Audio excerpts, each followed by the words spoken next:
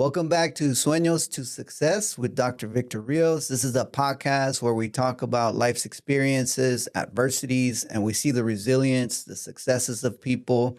And the reason I call it Sueños to Success is because many times we got dreams and sometimes we don't turn those dreams, sueños, into reality. And I got people here on this podcast that have turned their dreams into reality, are continuing that journey of turning their dreams into reality.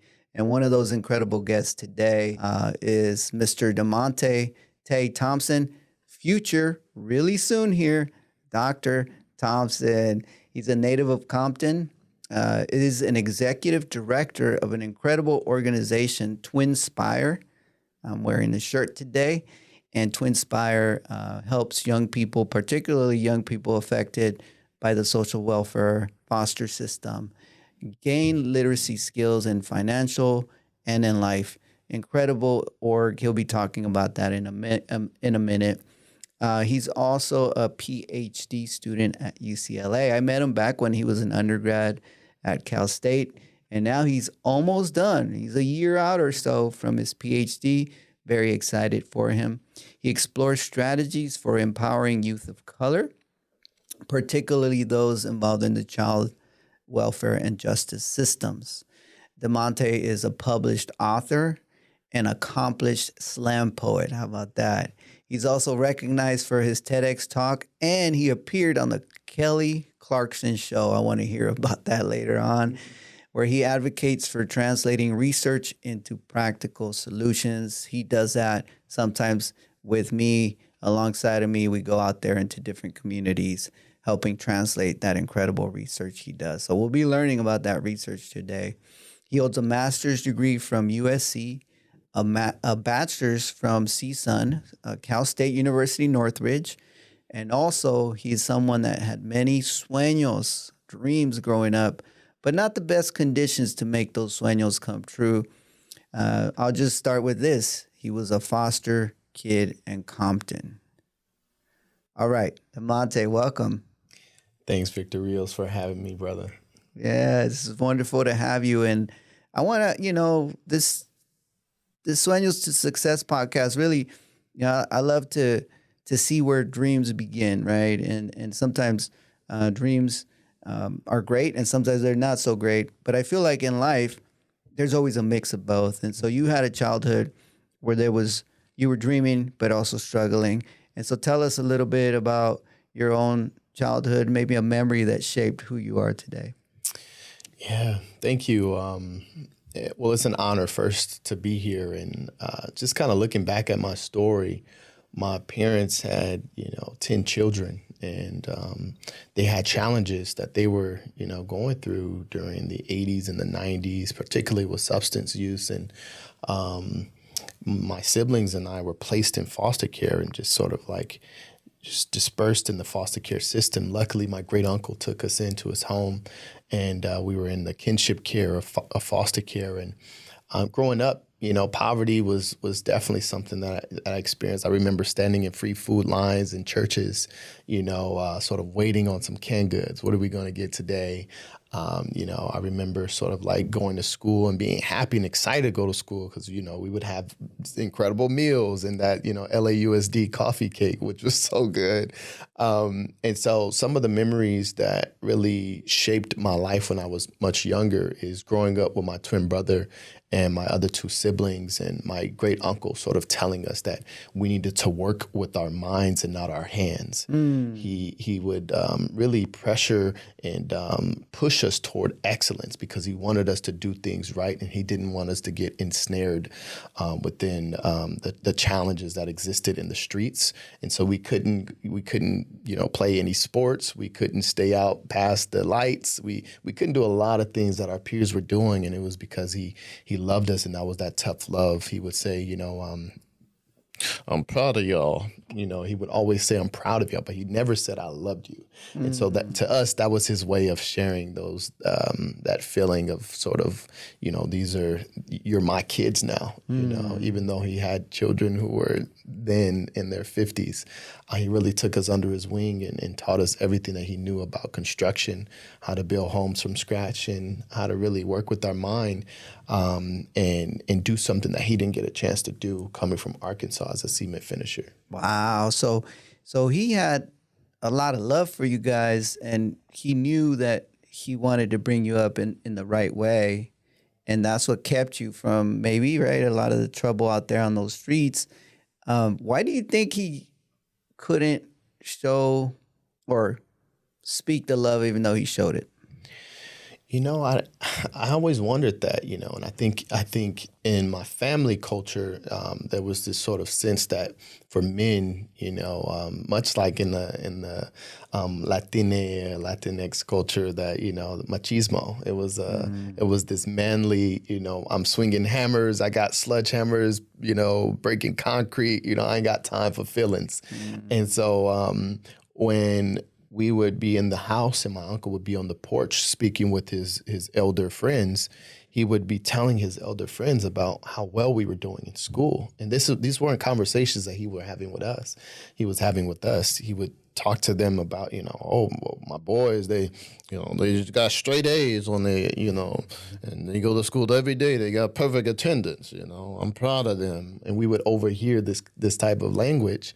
But he never expressed that to us. And so his way of expressing it to us would be, you know, I'm going to take y'all to the store and y'all going to get one item from Walmart, you know, or get some ice cream. And, you know, he would really treat us. He would reward us for the successes. And when we were younger, we built a Kool-Aid stand. And we would go to Arkansas and bring back some candies and then sell it in front of our house. So much so that we ran the ice cream truck out of business.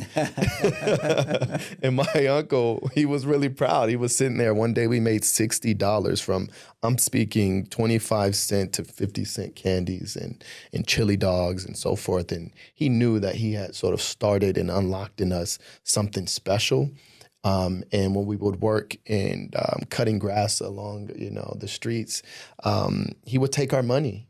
And so we were like, man, why is he taking our money? We need this money as we grow older. And when we got to the age of 18, before we went to college, he gave us an envelope with you know, some money in it. And it was his way of saying, I've been saving this for you guys. And that moment really shaped the way that I thought about him, the way that I thought about life, and the way that I thought about family and finances. Yeah. He told us, he said, I'm going to give you this envelope, and don't you spend it all in one place. He said, don't spend it all in one place, right? So for us, that was the moment that really changed, like, how can we succeed with what he's given us, and how can we make it last? And so then we were able to kind of look into investments. We were able to look into how could we make our life different than our parents and our siblings. And we did just that. Yeah, that's beautiful. And I know you keep saying we, even though you haven't even introduced your twin brother. And I know, like, the motivation behind Twinspire is because you have a twin brother and you've come up with him and learned the game of success, the game of college, and especially the game of financial literacy. And so I know I still want to hear a little bit more about the growing up experience, but tell me a little bit about where y'all took off with this notion of, hey, you know, my uncle been saving for us. He wants us not to spend it all in one place. And all of a sudden you come to a realization that money, and especially ideas about money, are so important for our community. I have some stats here from studies about financial literacy. 20%, if you have high financial literacy, you're 20% less likely to carry high interest debt, which, you know, we know debt in our communities, whether it's working class communities, African American communities, Latino communities, when you carry high debt, you know that family is going to have a hard time financially. Children aren't going to do well. So high debt is no good. It's a killer, really. And then if you have a high level of financial literacy, you're 30% more likely to have higher wealth accumulation. And finally, one more stat out there is that folks with high financial literacy are 20% have 20% lower levels of stress, just in general, right? So we know financial literacy is important, and yet we're not necessarily learning it in high school. We're not necessarily learning it in college. So where do we learn it, Demonte? Yeah, you know what? And there's some other studies that talk about the ways in which, young people are introduced to financial literacy. And in particular, I think it's around 60% of families who have introduced financial literacy to their children make a lasting impact on their lives. And so, what we've tried to do is not only use the school setting as a platform to share financial literacy and these insights to young people, but we use community centers, we use churches, we use sort of opportunities to go where the youth are, particularly foster youth. And so what we've observed is that for foster youth and other young people who come from traditionally marginalized backgrounds, they're eager to learn about this information. I mean, so much so that they're like, okay, I need to learn math better because I need to be able to know how to count my money. Wow. And so we've inspired young people to sort of like get more engrossed in mathematics, get more engrossed in reading the terms of their bank accounts, and we're trying to partner now with young people and get them engaged in being hired with Twinspire as interns so they can help develop the curriculum that we're teaching. California just, as you probably are aware, an article just came out that said that California is instituting a personal budgeting, requirement for high school, youth, right? And so that's going to be, I believe, instituted in 2026. And so it's my understanding that, we know that legislators are aware that this is a need. We know that young people are yearning for this information, but who's doing the work? And I think coming from the community to do this work is a significant, advantage.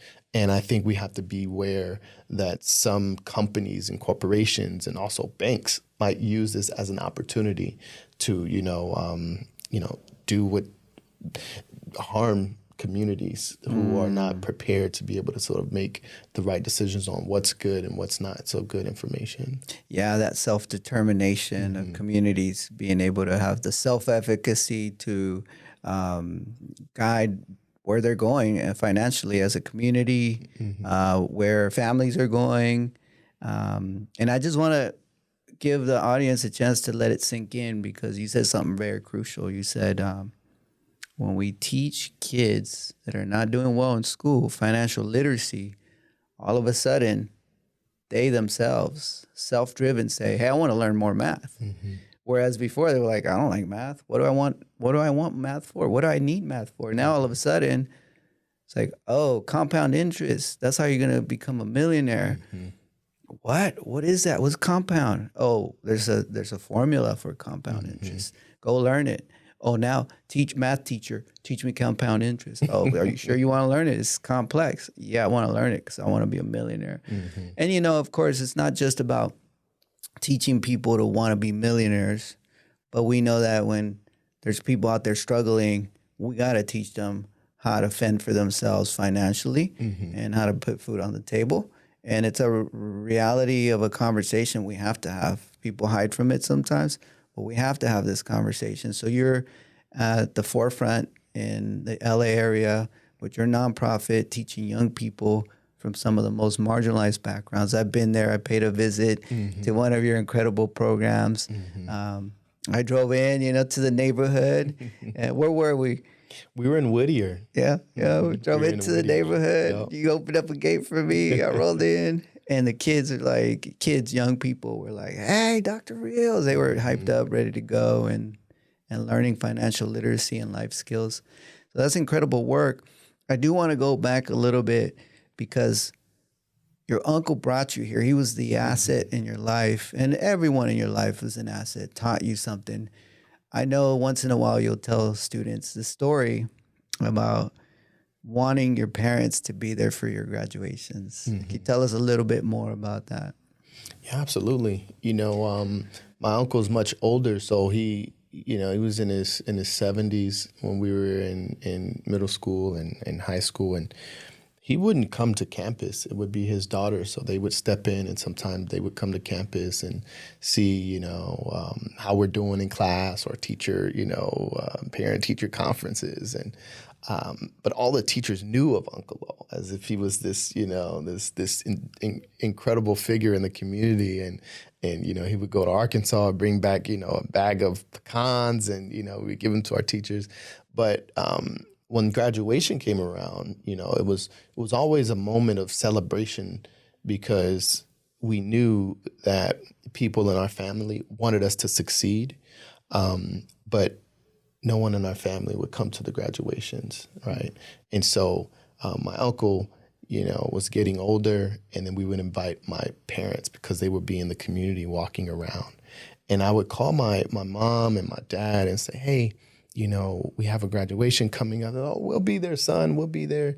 And it would be the day before or the day of, and they would call and say, sorry, we can't make it. We got a flat tire. Or sorry, the other kids are sick, or something will always come up. So for me, we've actually instituted in Twinspire, in our ethos, is that we're going to show up for young people and we're going to show out. And so when we're doing partnerships with schools, we go to the graduations because we want them to know that there's somebody in the stands who are rooting for them, right? And we bring them flowers. So we're giving young people their flowers while they're here and letting them know that we're proud of them. And so that stemmed from my experience, me and my twin brother's experience, not having our parents there. And eventually it came, sort of full circle when we got to college. We looked in the stands and there was a group of mentors from all across our life.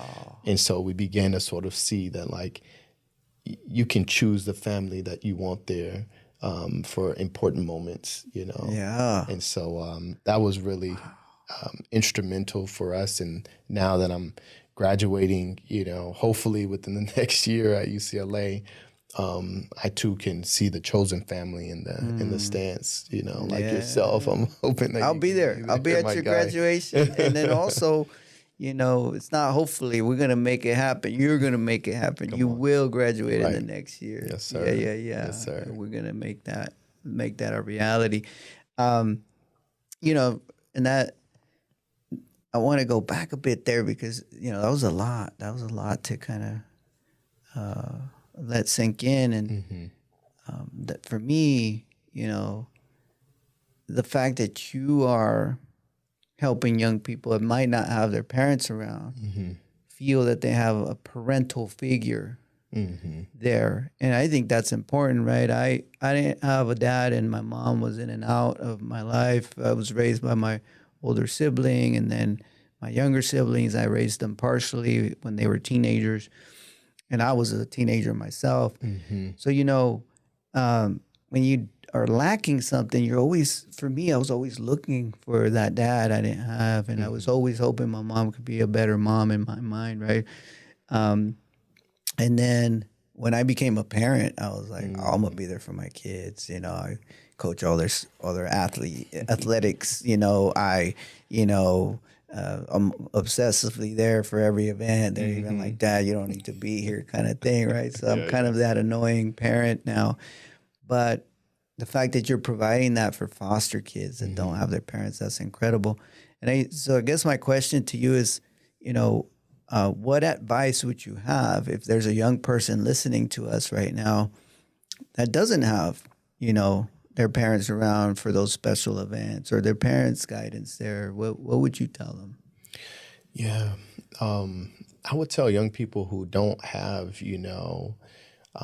their parents around or even caregivers, around to show up in times of need. I would tell them to pay attention to those who do show up. Right. I would tell them to sort of keep special note on the people who surround them with love and encouragement. I would also tell them to invite, people who they might think would show up for them, who might not be in that role of a mentor or role of a caregiver. And I'm talking about the lunch ladies. I'm talking about the security guards who always give you a hard time, but who knows your struggle, who checks in on you, who are supporting you. I'm talking about, sort of these classified staff, right? The educators who are outside the classroom, who has love for you. And so I would say that to young people, keep your eyes open and beware of people who are willing to sort of set things aside and show you love, because, reach out to them, because they're gonna show you that love. And sometimes you can't get that love from the people that you expect that love to come from. Yes. The world is set up to where if people are giving you that good, positive, righteous love, you kind of accept it. Mm-hmm. Sometimes we've been hurt so much we don't recognize that someone's trying to give us love, or if someone's trying to give us love, it's like, man, I don't need you. Right? We want to be lone wolves in this world, but the reality is that we need a wolf pack, and a wolf pack of healthy people that are going to level you up, not a wolf pack of people that are going to get you into trouble or bring you down, but a wolf pack of people that are going to bring you up. And sometimes that's family, and sometimes it's just friends, and that's okay. Yeah. I know you and I have had a friendship for almost a decade where we've been there for each other, and we've been a wolf pack together. Consider you part of my inner wolf pack, and friends are the family you choose to have. So your family, and in that way. But it took me a long time to learn how to trust people, let people in, and not be a lone wolf. I was always this, lone wolf, and now I feel like I got my wolf pack. I can trust people, be there for them, and have them be there for me. Or even my kids. I think about, what if I die one day unexpectedly? If I'm a lone wolf, then who's going to step up to help raise my kids? But if I'm a part of a wolf pack, I don't even have to say it. I already know you would show up for my kids. I already know, other folks would show up for my kids. So not being that lone wolf, I think, is important, and making sure you have that wolf pack with you. So speaking of being a lone wolf, I mean, you had your twin, but y'all were going through struggle growing up. Was there a time when you felt like you wanted to give up? And what did you do to overcome that feeling of wanting to give up? Yeah, I had several times of wanting to give up, but one early on is when I was in middle school. Unfortunately, I was tracked into this sort of like class setting that, didn't sort of like push me toward excellence. It was sort of like, this classroom where, we were just trying to figure out things, and, special education. It was kind of, they were taking steps back to ensure that we were heading in the right direction toward our education. And I took that moment and I was like, what's going on here? Like we're having a good time in this class, but I don't feel like, my peers are learning, other things, Pythagorean theorem and reading other books. Like why are we being treated like this? So I felt a sense of like injustice. And the teacher, his name was Mr. Fraley, I'll never forget, and he was from New York. He knew that I was sort of like interested in going beyond just what was happening in the classroom, that I had my mind set on something great. And he would talk to me after class and be like, hey, have you ever thought about this subject? Or have you ever thought about this? Or what are you going to do when you go to college? I'm like, what? This guy barely knows me, and he was super tall. So I kind of looked up to him and I was like, I kind of like this guy. And eventually it got to a point where I was like, it's really up to me to decide where I want to go. And so I no longer want to be in this classroom anymore. So what I did was I talked to the administration, I talked to my teachers, and then he advocated for me to be in another classroom. And I got to say that many of my peers who were still in that classroom, it didn't work out well for them as it pertains to like graduating and continuing on their educational path. And I can't call it luck, but through advocacy and through support, I too could have been in the same situation. And so I look at my story and my experience as sort of experience of my peers, is that, I'm afforded these opportunities, so I have to maximize them and then go back and give the opportunities to young people who don't have them. And then another experience that I can think of is when my great uncle passed away. We had worked so hard to get into college, and we went to Cal State Northridge. And while we were there, we were killing the game. We were in an article here. We was doing, my brother, he was doing this financial stuff. And I was like, I'm going to be a manager. And before that, I was like, I'm going to be an actor like Denzel. And it didn't work out. Pause right there. You got to tell the acting story where you were rehearsing. Oh, I was at CSUN, and I was getting ready to Cal State Northridge. Undergrad. Yeah, undergrad. And I was getting ready for an audition, and this audition, was my first audition. I was, I think I was a year in, and going over the lines on my phone, and I'm walking, and I'm just ready. I'm pumped. I'm hyped. And lo and behold, I get close to the building, and I'm looking down at the script, and I'm going over the script. And as soon as I look up, I run directly into a wall, a concrete wall that stops me in my steps. And I bump my face, and my eye just started dripping blood. And I'm like, oh, man. And, things are throbbing. And I was like, oh, man, I'm going to miss out on this audition. I knew I was going to kill it. Man, this could have been my shot. And I went inside, and his name was Doug Kabak, and he was a professor in acting, and he stopped me. He's like, "That's all right, Demontea, clean it off. The role that you're going for, actually has a scar on their face too." So I said, "Oh, great." I went up there, I did my thing, and they didn't call me back. And I said, "You know what? I'm going to choose another field. I don't think I need to actually, get the degree in acting to act." And you were too authentic, man. It was too real, and I think that a concrete pillar was a sign that, you're going in the wrong direction. I have I'm very, sort of close in faith with my relationship with God. And he was telling me like, hey, stop where you're going. I need you to go in this direction. And so he knew that it wouldn't serve me, sort of being on a screen all the time and portraying myself to be someone or something I'm not. But he wanted me to be true to myself and actually go in a field where I can make an impact and I can use my testimony in a way that will change people's lives. And so that's what's been happening. That's beautiful. That's what's been happening. Wow. And then years later, before we graduated, remember we were talking about the graduations and inviting family? A year before graduation, my uncle passed. So it was then we were thinking about inviting our entire family, where my uncle, he was our family. He was all of our family, was gone. So I went into a spiral thinking about what is it that's going to happen. And during that same exact time, I technically broke my leg. I tore my PCL, and I was out of commission from school, from everything. I had to just sit there and go to PT and just think about life. And I thought so hard that I realized that I needed to finish college for my uncle and for my community. And so my twin brother and I, we finished college.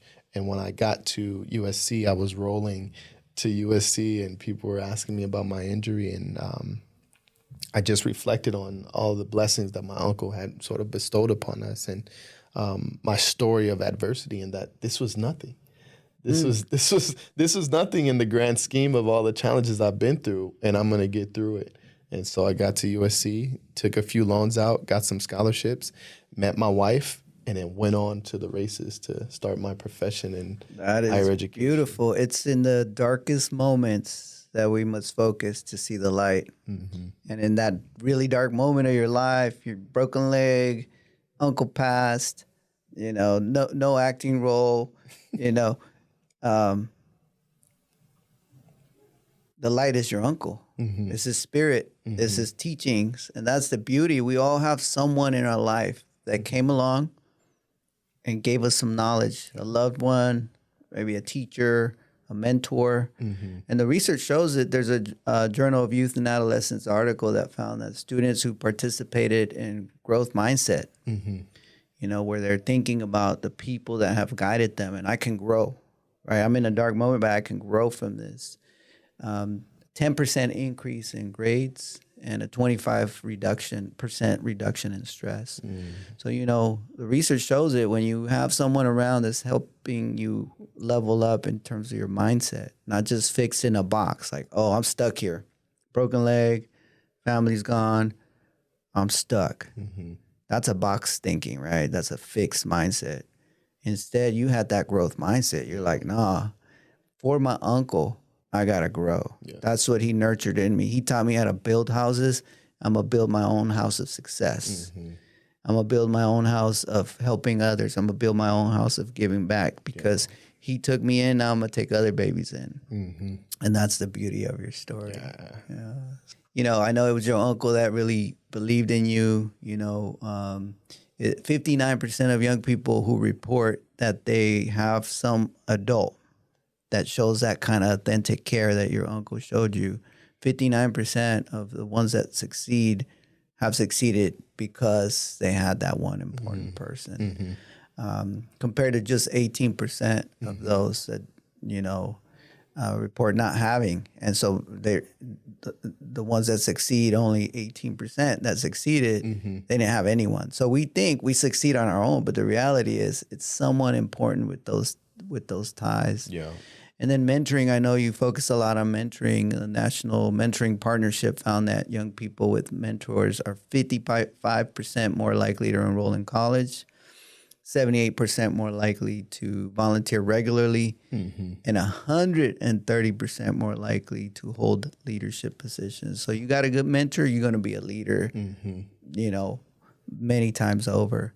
And so mentoring is so crucial. I know that one thing you're good at is encountering people that you mentor, but also that mentor you. Yeah. And along the way, I know that that's kind of how we met. We started to figure out how we're going to help mentor other young people, but also you were trying to come up on and you mentioned it, the Ph.D. game, the master's degree game, and you started to ask me and others questions like, hey, how do I get a PhD? How do I become a doctor? How do I do research? So I wanted to ask you a little bit about your research. I know you do incredible research on spotlighting, where Black children in particular are succeeding, Latino children in particular are succeeding, working class children in particular are succeeding, rather than focusing on the problem or the deficit or what they're lacking. Oh, they don't have parents. Oh, they don't have this. Oh, they don't have that. You're focusing on like, wait a minute. Certainly there's children out there that grow up in struggle who are doing good. Let's spotlight that so we could multiply that effect for other children as well. Yeah, exactly. And I'd like to give a huge shout out to UCLA Center for the Transformation of Schools because I joined in on the project called Beyond the Schoolhouse and Bright Spots of Success. And, what we found in the reports were really, in my perspective, things that I experienced growing up. And so it was really affirming to know that, we're talking about culturally responsive teaching. We're talking about, high expectations for students. We're talking about, sort of community organizations partnering with the schools. And so for me, these were things that I was already introduced to as a child, going to, my middle school in Compton and then going to King Drew. King Drew Magnet High School of Medicine and Science was actually featured in that report as being one of the bright spots for producing, Black and Latino scholars who were graduating at high rates and who were also going to college. And so in my perspective, what I've seen is that not only do we talk a lot about, how can we use what we know in this report, but this report really influenced, the creation of Twinspire's programs, because we're looking at,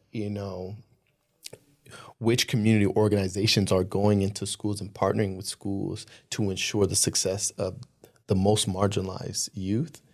And Twinspire is becoming one of those organizations. And so I see us being, sort of answering the call to action from the research, I'd also sort of like to highlight that, my work specifically revolves around foster youth. And so if there are 40,000 foster youth across the nation, right? Los Angeles County has the largest foster youth population in the nation. Wow. Right? We're talking anywhere between 50 and 60,000 young people. Whoa. And so How many in the nation? 400,000. 400,000. 400,000. And so And 50, 60. So that's over 10%. It's like 12% of the population there concentrated in the LA County area. excuse me, in California. California. Yeah, in California, excuse me. Wow. Yeah. And so for me, I really look into, in what ways can we prevent young people from entering foster care? And we talked a lot about finances and financial literacy. I like to sort of highlight that, Dorothy Roberts, she's a law professor, and she wrote a book called Torn Apart. And she speaks about the way that foster care, which she calls family regulation system, how it disproportionately placed Black, Brown, and Indigenous youth into foster care because of the conflation between negligence and poverty. So if youth if parents and children are experiencing poverty, they are disproportionately placed in foster care, right? Although we do know that there are circumstances that, such as harm and other circumstances that lead to youth entering care, but this is a large percentage. And so for me, as a research practitioner, I'm thinking about what ways can we eradicate poverty?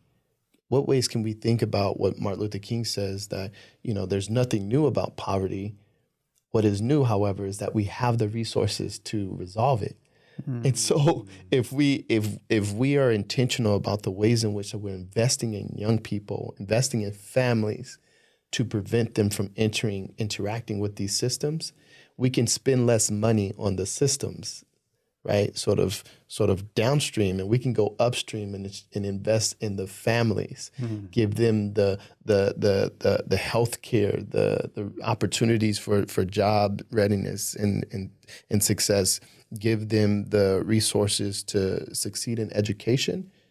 Then we are doing the job of all of these systems combined. That is beautiful. And I know that Twinspire, the nonprofit you founded with your brother, with your twin brother, that, it is growing and it's having a big impact in the community. So I just want to take a pause here and shout out Twinspire once again to my audience. Please go out there and support. You see the link popping up for where to go, where to support Twinspire. Beautiful nonprofit. They're doing great work in the community. I've been there. I've seen the young people that they serve. I've seen all the resources they provide them, and I've seen the impact that they have in changing lives. I'm going to pause right there and just let that conversation sink in about how this organization, Demontea, making a difference for young people.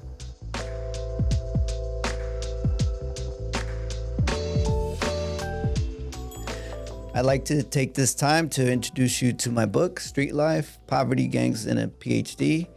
Check it out. It's on Amazon, It has my own journey and some helpful advice on how to overcome adversity. We're back here with Demontea Thompson, an incredible guest that has been sharing his life journey. Thank you, Demontea, for being here. Appreciate it. I wanted to, reflect and acknowledge the abundance mindset that you carry with you in your day-to-day life and in the stories that you tell.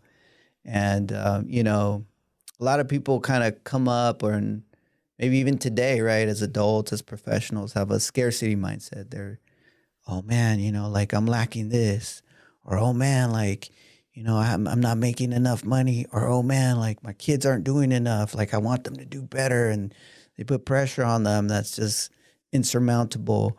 Or oh man, like my relationship's bad. Like, scarcity, scarcity, scarcity. But you carry yourself in an abundance approach, which is like, hey, I'm thankful to have woken up, have good health, be able to, have, as you mentioned, you have an incredible wife. I've gotten a chance to meet her, Marilyn, and you have a great career. You run a nonprofit. You're going to get a Ph.D. degree soon. So like you carry yourself in that way, and you always have, even when you had even, more modest beginnings. And I remember, because I met you when you were an undergrad, you still had an abundance mindset back then. So a Harvard study found that individuals with an abundance mindset are more likely to see and seize opportunity. The study highlighted that when people shift from a scarcity to an abundance perspective, they expand their focus, allowing them to notice opportunities that might have otherwise not been there. So it gives us an extra set of eyes, this abundance mindset. Oh, there's opportunity right there. I picked it up. So to our viewers, try to develop that abundance mindset, because it'll help you recognize opportunity even more so. So, it also enhances mental health, well-being, this abundance mindset. So thank you for teaching us and reminding us about it, Demontea. So now I want to, just ask you a little bit, maybe, let's start with one of your favorite quotes, because you always drop some knowledge. So what's one of your favorite quotes? Yeah, one of my favorite quotes. And you know what? I actually shared this quote to young people who are sort of looking within themselves for where to go. And I start with my story and my great uncle who passed away when I was in college. And I remember the last thing he said to me. He said, don't get in no rush. And, I always like to bring him into the space, and he chewed tobacco, so that's why I always imitate him to bring his love into the space. He said, don't get in no rush. And that was the last time that he had spoken to us. And that time he did say, I love you. He said, I love y'all. Wow. And so I was curious about what he meant about don't get in no rush. And, there's so many things that's happening in our lives right now for us to kind of like just be on sort of like this highway, just going from turn to turn, trying to get to our destination. And I've realized since that day of him saying that is that he was essentially saying this. And this quote, I don't know the author, it's an unknown author, but it goes, direction is more important than speed because there's a lot of people going nowhere fast. And I realized that I was in a rush to get to, the TV screen. I was in a rush to get to, graduation. I was in a rush to get to work, to get married, to have kids. I was in a rush because, part of me in the inside had this scarcity mindset. I don't know how long I'm going to be here.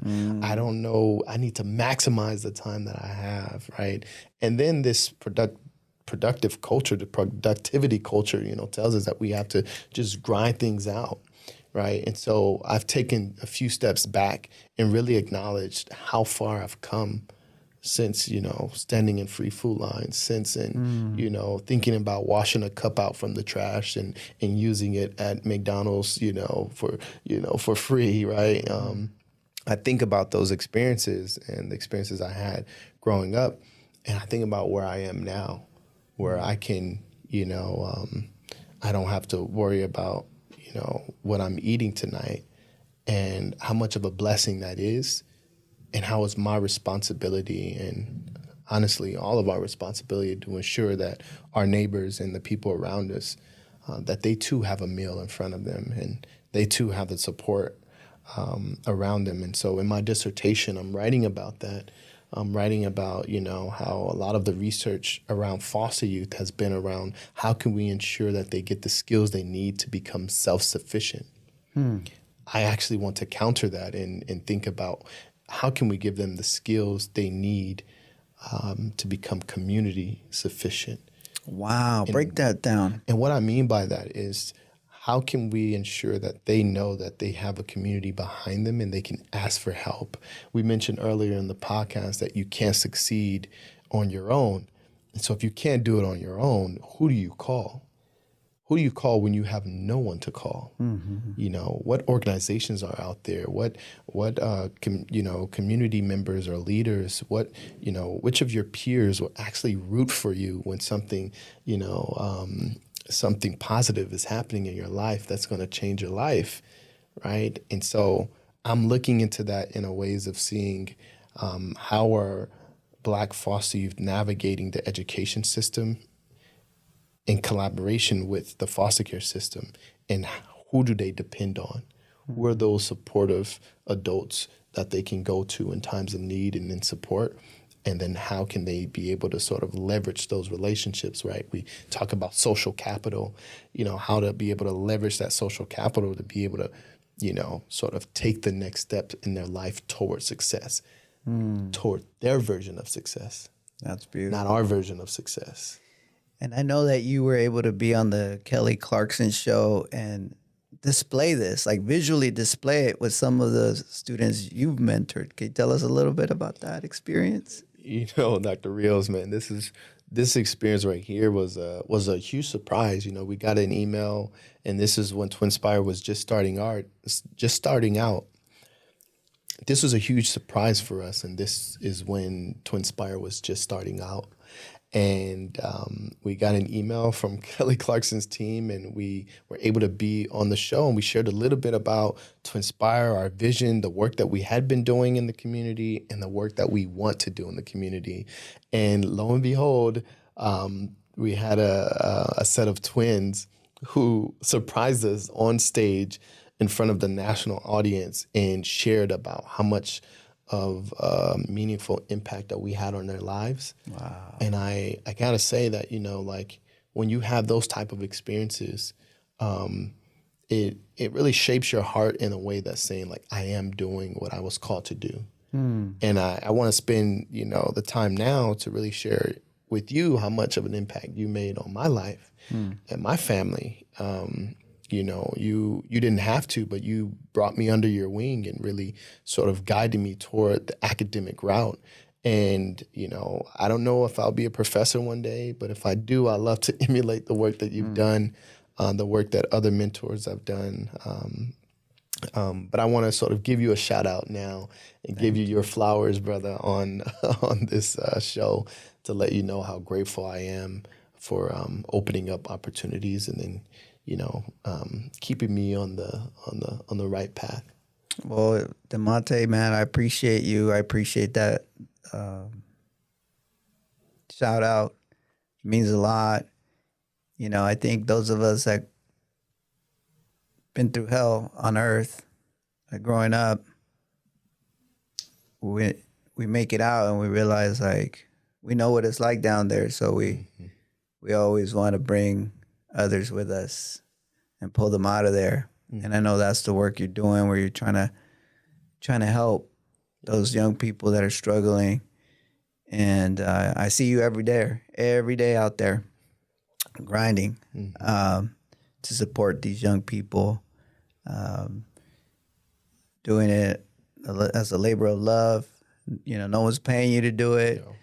and you're doing it. And so just seeing that is a beautiful thing. You're shining the light. You're creating opportunities. Because, it's one thing to tell people, hey, have abundance mindset.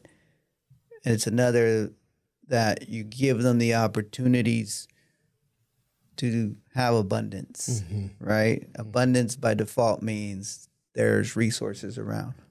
So you're helping to provide those resources for young people and for individuals in the community. And that's a beautiful thing. So just seeing you giving back in that way inspires me every day. And I know that you'll continue on this journey to doing amazing things. And, whether you decide to become a professor, a researcher, I mean, you're already a motivational speaker. You're on stages, inspiring others. You're already a nonprofit director. You're already a scholar. You're already a poet. You're already all these amazing things in life. And I know you'll continue to role model for others. And to our audience out there, just, to let you know that mentoring matters. Mentoring makes a difference. I urge you to go to any organization in your area that's doing mentoring and just say, hey, I'm available. I got, 4 hours on the weekend. You got a kid or someone out there I can help.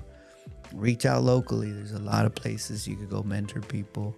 It doesn't have to be young people. It could be adults that need a hand. There's a lot of people out there struggling right now. How can you mentor and guide them? Or you could reach out to Twinspire. They always have, work to do out there, and maybe we could see you at one of the events. Join us to support these young people. It's been a beautiful, beautiful conversation, Demontea, talking about what it means to have that growth mindset, to think about abundance in our life, and to overcome our obstacles.